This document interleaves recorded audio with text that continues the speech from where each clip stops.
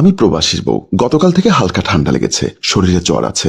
ঋতু পরিবর্তনের ফলে এ সময় কম বেশি সবারই একটু অসুখ বিসুখ হয়। আমারও গতকাল থেকে হালকা ঠান্ডা কাশি লেগেছে, তাই ছাদে এসে নরম রোদে শরীরটা গরম করছি। এমন সময় পাশের ফ্ল্যাটের একটি ছেলে আমার পেছন সাইডে যে তাকিয়ে আছে সেটা আমি লক্ষ্য করিনি, কারণ আমি সামনের দিকে তাকিয়ে জীবনের হিসাব নিকাশ মেলাচ্ছিলাম। ছেলেটা যে প্যান্ট শার্ট শুকাতে দিতে দিতে আমার পেছন সাইড, বিশেষ করে কোমরের হালকা উপরের খোলা জায়গাটা দেখে মজা নিচ্ছে, সেটা আমি লক্ষ্য করিনি। আমি শুনেছি অনেক ছেলেরা মেয়েদের পেছন সাইড দেখলে নিজেদের স্থির রাখতে পারে না, এটাতেই নাকি তাদের মনে কামনা বাসনা জন্মে। ছেলেটিও হয়তোবা আমার পেছন সাইডের নরম জায়গাটা দেখে নিজেকে উতলা করে তুলেছিল, সেটা আমার দৃষ্টির অগোচরে ছিল। অনেকটা সময় ধরে বাসায় আমাকে না পেয়ে আমার ছোট ননদ রোশনি আমাকে ছাদে খুঁজতে এসে যখন দেখলো পাশের ফ্ল্যাটের ছেলেটি পেছন থেকে আমাকে উকি দিচ্ছে, তখন সে ব্যাপারটাকে উল্টো মাইন্ডে নিয়ে নিল। সে সাথে সাথে ছাদ থেকে নেমে আমার শাশুড়িকে ডাকতে গেল। আমার শাশুড়ি তখন ড্রয়িং রুমে বসে টিভি দেখছিলেন। এমন সময় আমার ননদ রোশনি এসে বলল, মা তুমি এখানে বসে টিভি দেখছো? ভাবি কোথায় জানো? কোথায়? ছাদে উঠে পাশের ফ্ল্যাটের লাফাঙ্গা ছেলেটার সাথে টাঙ্কি মারছে। সাথে সাথে আমার শাশুড়ি তেলে বেগুনে জ্বলে উঠল। বান্দির মেয়ের এত বড় সাহস হয় কিভাবে? আমার ছেলেকে প্রবাসে রেখে পরপুরুষের সাথে ঢলাঢুলি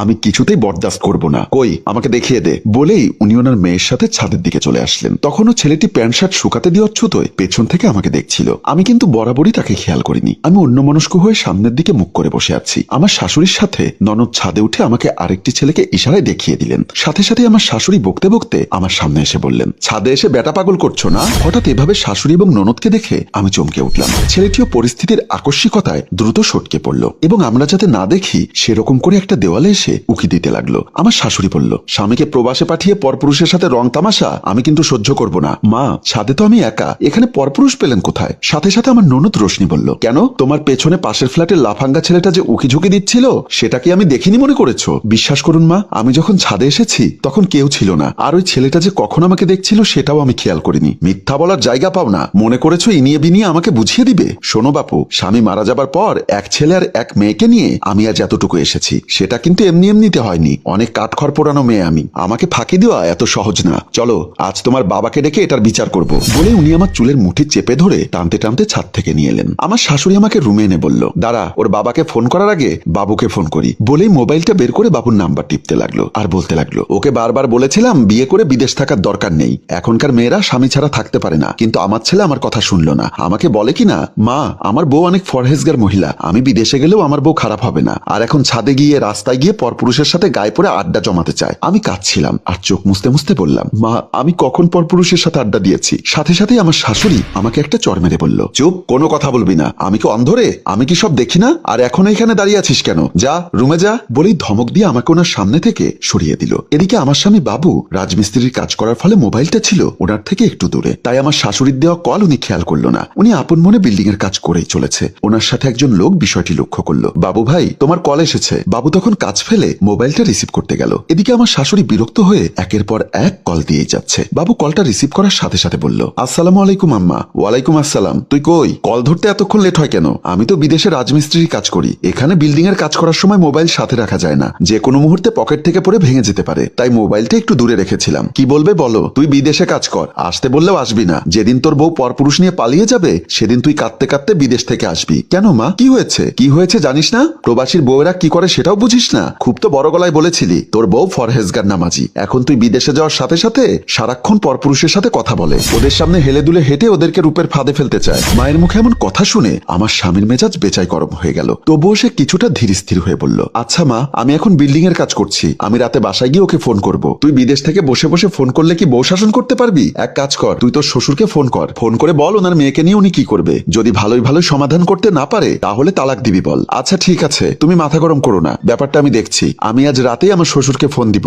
আচ্ছা এখন রাখি, আসসালামু আলাইকুম, বলেই উনি মোবাইলটা কেটে দিল। নিজের রুমে বালিশে মুখ লুকিয়ে কাঁদছিলাম। আমার কষ্টটা আমি কাউকে বোঝাতে পারি না, না পারি নিজের স্বামীকে বোঝাতে, না পারি বাবা আমাকেও বোঝাতে। কিছু বললেই সবাই বলে অ্যাডজাস্ট করে নে, আর কতটা অ্যাডজাস্ট করবো আমি? কষ্টে বুকটা ফেটে যাচ্ছিল। কাউকে যে বলে হালকা হব সে সুযোগটাও নেই। একজন স্ত্রীর মনের কষ্ট নাকি তার স্বামীকে বলে হালকা হয়, কিন্তু আমার স্বামী প্রবাসে থাকলেও সে কখনো আমার কষ্টটা ফিল করার চেষ্টা করেনি, বরাবরই মা বোনের পক্ষ নিয়েছে। আমি কিছু বললেই বলে, আমার মা বোনকে আমি চিনি, জন্মের পর থেকে ওদেরকে আমি দেখে আসছি, আর তুমি এখনো 5টা বছর হলো না আমার সংসারে এসেছো, এর মধ্যেই বুঝে গেছো ওরা খারাপ? আমি তো ওরা খারাপ বলিনি, আমি শুধু বলেছি তুমি বিদেশে থাকো, অনেক কিছুই দেখো না, এখান থেকে ফোন করে যে যা বলে তুমি সেটাই বিশ্বাস করো, কিন্তু আমাকে বিশ্বাস করতে চাও না। দেখো, নারী জাতিকে বিশ্বাস করতে বলো না, একটা বিষাক্ত সাপকে বিশ্বাস করে দুধকলা দিয়ে পুষে রাখা যায়, কিন্তু একজন নারী সে বরাবরই স্বার্থে আঘাত লাগলে পরম বিশ্বাসে চরম আঘাত করতে 2 সেকেন্ডও দ্বিধাবোধ করে না। এ কথা কেন বলছো? কেন বলছি তাহলে শোনো। বিদেশে মানে আমার বাসায় আমার সাথে চট্টগ্রামের নন্দাইশের এক ছেলে থাকে। ছেলেটার নাম মঞ্জুর মোর্শেদ। মোর্শেদ বিদেশে এসেছে 4 বছর। বিদেশে যে ক টাকা ইনকাম করে সব টাকা তার বউয়ের জন্য পাঠিয়ে দিত। গত 1 মাস আগে শুনি তার বউ নাকি দেশে তার আরেক বন্ধু রানা নামের ছেলের হাত ধরে পালিয়ে যায়। এবার তুমিই বলো তাদেরকে কিভাবে বিশ্বাস করি? এখন আপনারাই বলুন, প্রবাসীর সব বউয়েরাই কি খারাপ? তবু একটা কথা আছে, একজনে নষ্ট করে সবাই কষ্ট পায়। কোন এক প্রবাসীর বউয়ের এমন দ্বিচারিতার কারণে এখন সব প্রবাসীর বউকে মানুষ বাঁকা চোখে দেখে। আমি যখন কথাগুলো শুয়ে শুয়ে ভাবছিলাম তখনই দেখি আমার শাশুড়ি এসে বলল, এই নবাবের মেয়ে, বলি সূর্য ডুবতে চলেছে, এখনো পড়ে পড়ে ঘুমোচ্ছিস? ঘরের কাজ কি তোর মা বাবা এসে করে দিবে? আমি শোয়া থেকে উঠতে উঠতে বললাম, মা কথায় কথায় বাবা মা তুলে কথা বলেন কেন? যদি আমি দোষ করে থাকি তাহলে আমাকে বলুন। তবুও বাবা মা তুলে কথা বলা আমি পছন্দ করি না। সাথে সাথে আমার শাশুড়ি আমাকে একটা চর বসিয়ে দিল। মুখ বেড়ে গেছে না? কথায় কথায় জবাব দিতে হবে। শোনো নবাবের বেটি, আমার ইচ্ছা মতো যদি চলতে না পারো তাহলে কিন্তু এবার আমার ছেলে বিদেশ থেকে আসার সাথে সাথে তাকে আর এক বিয়ে করাবো, মনে রেখো। বলেই উনি চলে গেল। আমার চোখ দিয়ে জল চলে এলো। অনেক শাশুড়ি দেখেছে ছেলের বউকে নিজের মেয়ের মতো জানে, কিন্তু আমার শাশুড়ি এমন একটা মহিলা, ওনার পেটে মেয়ে ধরলেও উনি আমাকে বরাবরই অবহেলা আর নির্যাতন করে চলেছেন। ভাবছে না তো অত্যাচার সহ্য করেও কেন আমি শ্বশুর বাড়ি পড়ে আছি? কোথায় যাব বলুন? বিয়ের পর মেয়েদের কি বাবার বাড়িতে ঠাঁই হয়? হয়তোবা বলতে পারেন হবে না কেন। একবার বলি, বাপের বাড়িতে গিয়ে দেখুন কয়দিন টিকতে পারেন। সেখানেও ভাবি নামক আর এক নারী আপনার জন্য খড়গ নিয়ে অপেক্ষা করছে। থাক, এভাবে দাঁড়িয়ে থাকলে আবার এসে 2 কথা শোনাবে। তাই চোখের জল মুছে ঘরের কাজ করতে চলে গেলাম। আমি রুম ঝাড়ু দিতে দিতে ড্রয়িং রুমের দিকে গেলাম। দেখলাম আমার ননদ রোশনি মোবাইলে বসে কার সাথে কথা বলছে। আমি যে তার বড় ভাইয়ের বউ সেদিকে তার বিন্দু পরিমাণ ভ্রুক্ষেপ নেই। ওর কথার ধরনে বুঝতে পারলাম সে তার কোনো ছেলে বন্ধুর সাথে কথা বলছে। কথার স্টাইলটা এত বেশি কুৎসিত এবং বিভৎস ছিল যেটা শুনতেও আমার লজ্জা লাগছে। অথচ পাশের ঘরে বসে আমার শাশুড়ি মেয়ের এমন কথায় বিন্দু পরিমাণ কর্ণপাত করে না। ওনার যত চিন্তা আমাকে নিয়ে। আমি যদি কারোর সাথে কথা বলি যেন ওনার গোষ্ঠীর ইজ্জত মারা যায়। সেদিন আমার খালাতো ভাই সাইফুল আমাকে ফোন করেছিল, ভাইয়া তুই কেমন আছিস? এতদিন পরে আমার কথা মনে পড়লো বুঝি?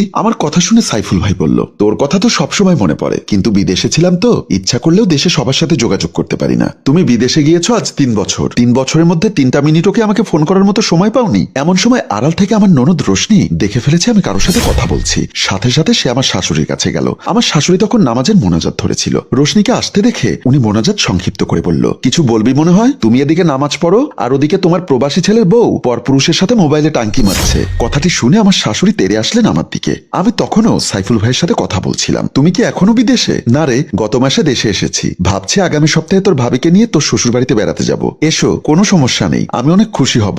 সাথে সাথে আমার শাশুড়ি পেছন থেকে বলে উঠল, খুশি তো হবেই, স্বামীকে বিদেশ রেখে লাঙের সাথে কথা বলতে পারলে খুশি তো হবেই। এখন গান একটা বের হয়েছে না, লাঙ্গের আশা কইরা তোমার ভাতারের ভাত চাঙ্গে, ও লাঙ্গে ও লাঙ্গে গো, মাঝে পথে নিয়া কোমর ভাঙ্গে।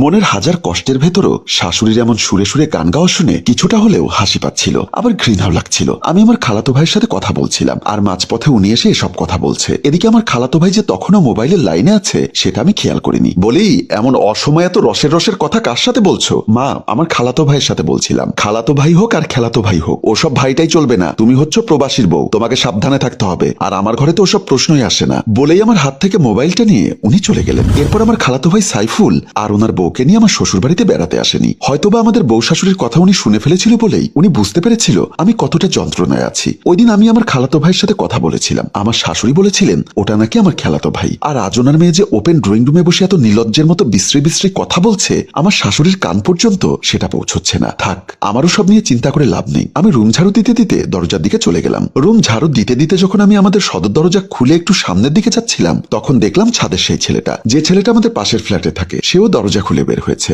আমাকে দেখে অপরাধীর মতো আমার দিকে তাকালো। আমি তাকে দেখেও না দেখার ভান করলাম। অনেকটা অপরাধীর মতো সে আমার সামনে এসে দাঁড়িয়ে বলল, আমি আন্তরিকভাবে দুঃখিত ভাবি, আমার জন্য আপনার শাশুড়ির কথা শুনতে হলো। আজ না হয় আপনার জন্য শাশুড়ি বকা শুনলাম, কিন্তু প্রতিনিয়ত যে শাশুড়ি বকাঝকা শুনি সেটা কার জন্য? আমার কথা শুনে ছেলেটি বুঝতে পেরেছিল আমি কতটা কষ্টে আছি, কতটা শাশুড়ির সন্দেহের মধ্যে আছি। ছেলেটি আবার বলল, এখানে আপনার সাথে কথা বলা রিস্ক। তারপর দেখলাম ছেলেটি পকেট থেকে একটা ভিজিটিং কার্ড বের করে আমার দিকে ধরে বলল, আপনার সাথে অনেক কথা আছে, মোবাইল নাম্বারটা রাখুন, যদি কখনো প্রয়োজন মনে করেন তাহলে ফোন দিবেন, চেষ্টা করবো আপনার কষ্ট কিছুটা হলেও লাঘব করতে। বলেই ছেলেটি চলে গেল। আমিও এদিক ওদিক তাকিয়ে ভিজিটিং কার্ডটি আমার বুকের ভেতরে ঢুকিয়ে নিলাম। তারপর আবারও ঝাড়ু দিতে লাগলাম। হ্যালো ভিউয়ার্স, আমাদের গল্পটি এখানে শেষ নয়। আমরা বরাবরই চেষ্টা করি সম্পূর্ণ একটা গল্প আপনাদের সামনে উপস্থাপন করতে, কিন্তু সময়ের সীমাবদ্ধতার কারণে এক পর্বে সব দেখানো সম্ভব হয় না। তাই আমরাও গল্পগুলোকে পর্ব হিসাবে উপস্থাপন করি। আমাদের এই গল্পটি যদি আপনাদের ভালো লেগে থাকে তাহলে আমরা অবশ্যই অবশ্যই এই গল্পের দ্বিতীয় পর্ব নিয়ে আগামীকাল হাজির হব। মনে রাখবেন, যে গল্পের কমেন্ট, ভিউ এবং শেয়ার কম হয় আমরা সেই গল্পের দ্বিতীয় পর্ব তৈরি করি না। তাই এই গল্পের দ্বিতীয় পর্ব দেখতে চাইলে অবশ্যই কমেন্ট করে জানান এবং ভালো লাগলে এখনই শেয়ার